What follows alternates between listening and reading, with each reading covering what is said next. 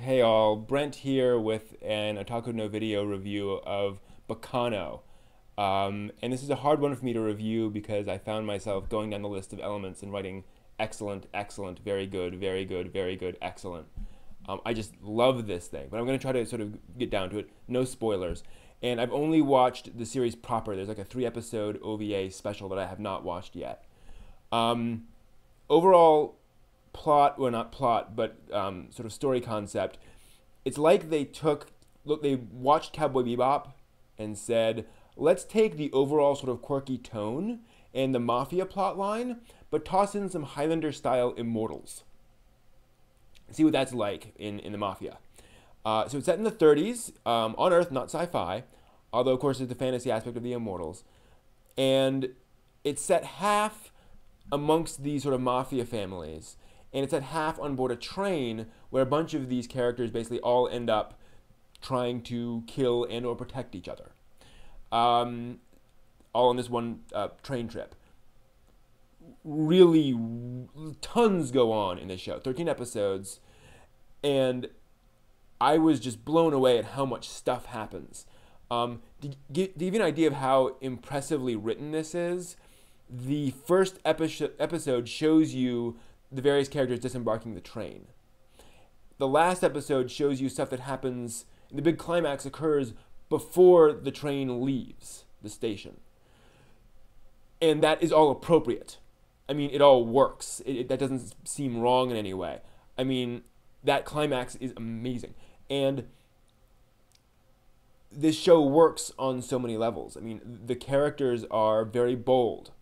And that's one of the things that's hard to explain about the show, is that some of the characters are really nasty killers who delight in killing. Some of them aren't. Some of them have grudges. Lots of different characters in here, and yet it feels believable. Now, it helps that the animation style is more realistic, kind of like Bebop, where characters don't go super deformed, out of nowhere.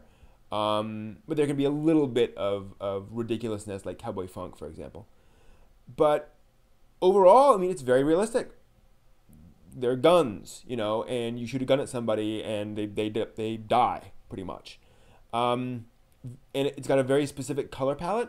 If you've seen Haibane Renmei, not that palette, but in the same sense of a very muted, very specific set of colors and sense to how it looks.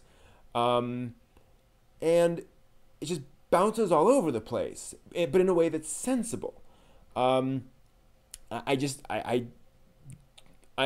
amazed at how much goes on. Now the characters I mentioned, they're bold. Some of the characters are kind of cliched anime stereotypes to an extent. There is a cold female assassin. I haven't seen that before. There are actually kind of 3 of them.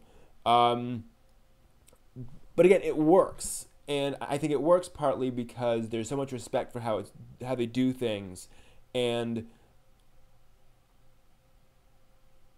they know their characters, they know the story they're trying to tell, and they're willing to go that distance to tell a really bold, really intricate story with these characters.